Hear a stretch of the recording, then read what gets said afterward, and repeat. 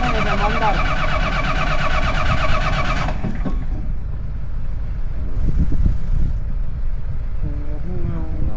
Ang injector. Balbula. Ang badula. Pati injector may problema, hungaw.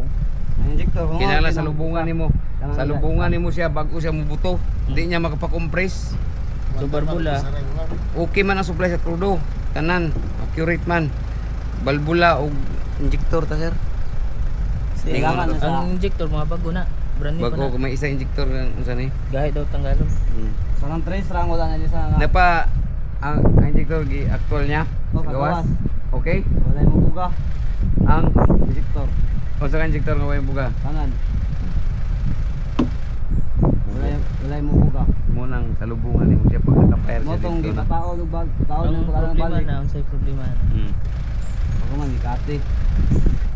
Kung hungaw yung barbula, mo sa tendency gaya dito pa naron. Yeah. Mo kailangan na po sa overhaul, overhaul ta. Tapos compression test nako.